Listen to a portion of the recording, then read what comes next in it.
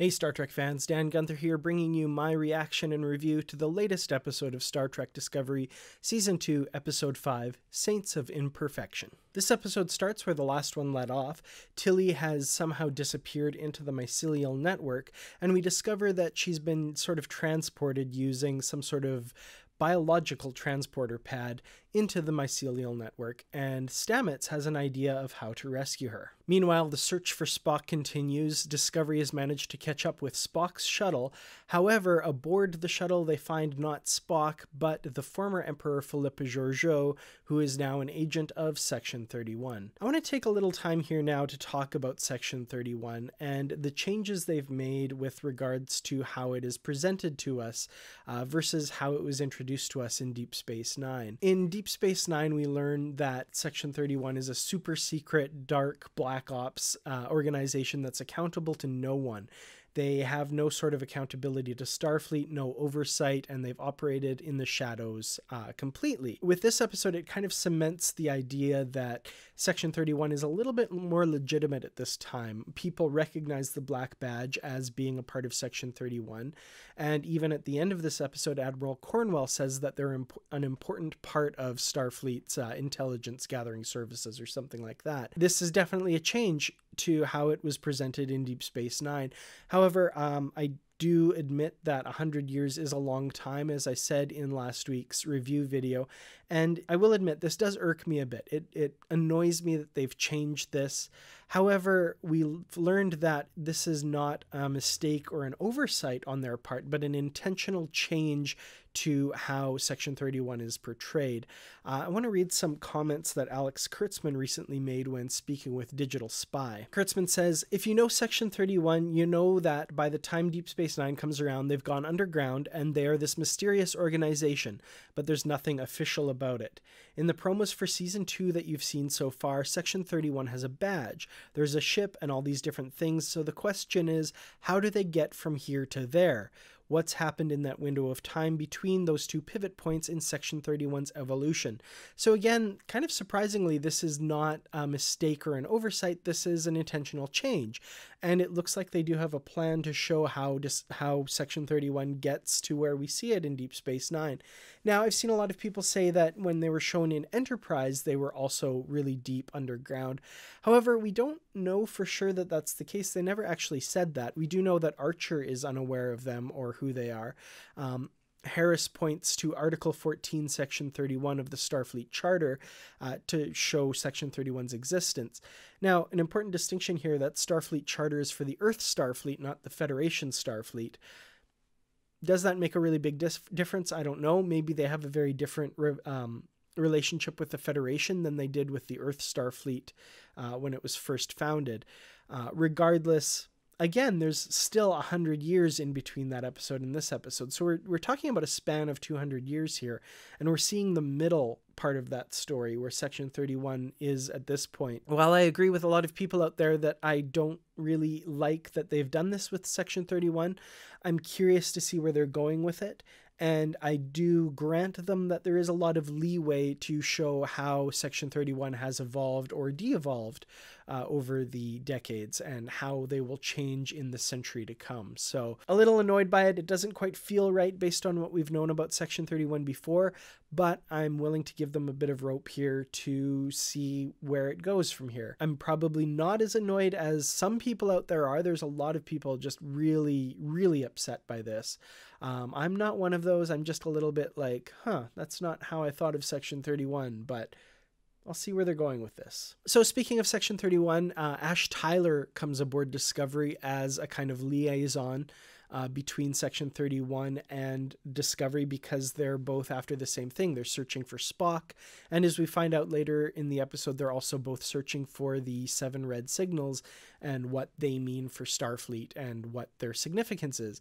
So some potential for some interesting relationships and stuff going forward. Of course, Burnham and her feelings for Ash and her conflicted feelings regarding Voq. As well as we see some really great reactions when Stamets sees Ash Tyler.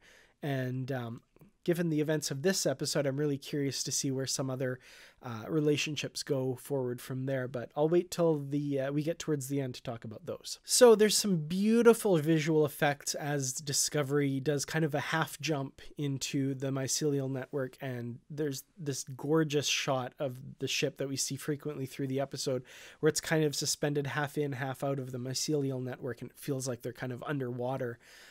It's a really cool effect, and kudos to the production team for coming up with that visual effect. It is absolutely gorgeous. More than once in this episode, I was commenting that this really feels like feature film effects. This doesn't feel like just a television show. It feels like on something on a whole different level. So, you know, they're really going to the extreme with these visual effects and their look. So I'm blown away by the visuals for sure. Also in this episode, we get really great performances by Mary Wiseman, Anthony Rapp, and Michelle Yeoh.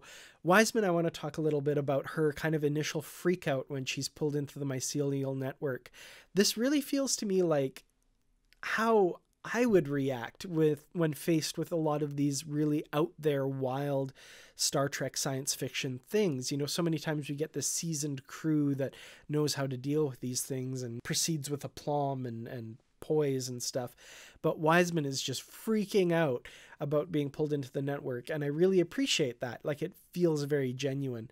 And also just very Starfleet of her when, you know, she is not willing to forgive May and is saying that, like, I will never forgive you and I'll harbor anger for you.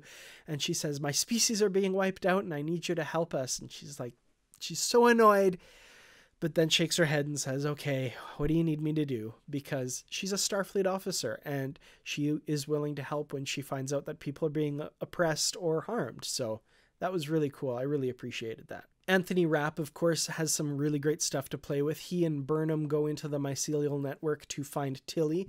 They find her rather quickly, and they find out from May Ahern, whose species, the Jasep, are being attacked by this monster in the Mycelial Network.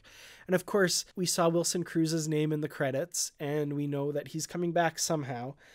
So I hate to say it, but I actually had this spoiled for me before I watched the episode, which was a bit annoying, but it's a risk when you're in my line of work here. The monster, of course, turns out to be Hugh Culver, who's been trapped in the network and is protecting himself from the spores from being broken down.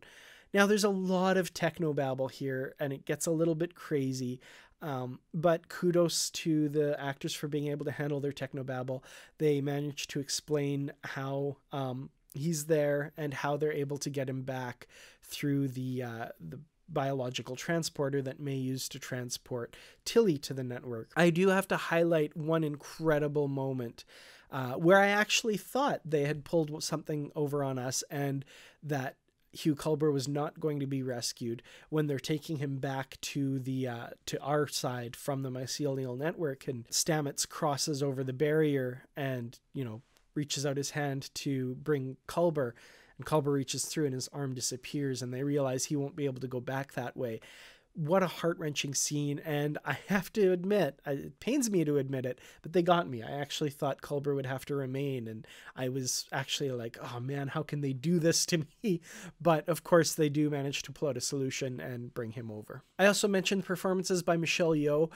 Literal scene chewing by her. I mean, there's the trope of eating an apple that's used here.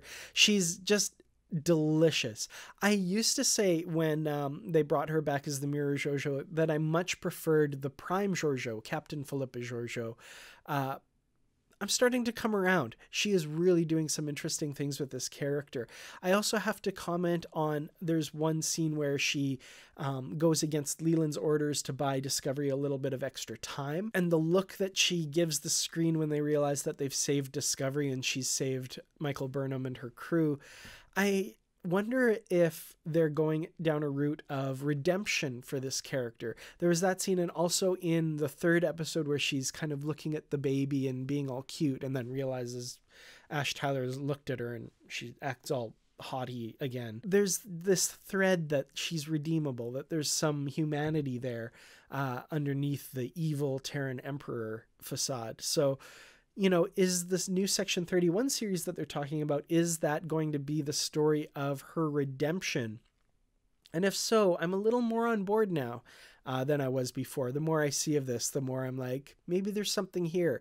And my initial skepticism about that series, I might be willing to let go. Yeah, I think they have some interesting things in store if that's the way they're going, and I really hope that it is. Speaking of Leland, who's heading up Section 31 aboard this super secret spy ship of theirs, I really like the past relationship that he and Pike seem to have, the kind of animosity between them. It lends an interesting aspect to their performances. It's cool to see this universe more lived in, and that these past relationships exist. I'm really curious to see where this goes. I like that they're kind of at loggerheads from time to time, but also willing to put that aside for the sake of the mission, both from Pike's perspective as a Starfleet officer and from Leland's perspective, who, you know, Pike says maybe his path isn't quite as clear as Pike's is. So playing with that kind of moral gray area, I think, is really interesting, and I'm really curious to see where it goes from here. Of course, in this episode, we do get Dr. Culver back. I'm really excited that we got that character back, and we see that relationship between Culver and Stamets come to the forefront once again. I never thought I would hear myself say this, but I think Culber and Stamets is one of the strongest romantic relationships that we've ever seen on Star Trek, if not the strongest. Their chemistry together is really great, and I'm really excited to see it go forward. Also, I mentioned earlier Ash Tyler and his relationships with people aboard the ship. I'm curious to see, now that Culber's back, I mean, Ash Tyler, when his brain had, gone back to being Voke, had killed him. So what is that reunion going to be like? I really hope that we see something come out of that in a future episode, that it's not just glossed over, that we really do see some consequences of that. I don't feel that this is the strongest episode of the season. There were a number of things in the episode that I felt were a little bit predictable. However, the strong performances by the actors involved, I think, more than makes up for that. Mary Wiseman, like I said, is excellent. Anthony Rapp, terrific. Wilson Cruz as Hugh Culver, showing that trauma of having been trapped in the Mycelial Network and abandoned, seemingly, for all this time. I really feel for the guy, and he got to play some interesting stuff. And again, this is something that I really hope they develop and don't just gloss over. He's been through an extremely traumatic event, and I'd like to see them carry that through, and the consequences of that, I think, need to be shown. So all in all, I think a fairly strong episode. Like I said, not my absolute favorite, but definitely one that moves the pieces around quite well and advances a lot of things. I really hope that the search for Spock is wrapped up soon. I hope this isn't something that continues to linger episode after episode. I know I have heard that he is in episode 7, so that's the episode after the next one. The next one looks to be like it's dealing with Saru and the Baul and his fellow Kelpians, so I'm really excited to see where that goes, but let's get some movement forward on Spock and not just keep teasing it. Let's move that forward and really have some events start to take shape from that. The teasing's getting a little bit tiresome, so let's get a move on. But those are all just my opinions. I want to hear what you think of this episode. Let me know in the comments below. Thank you all so much for watching, and thanks especially, of course, to the Patreon supporters for helping out the channel, and everyone else.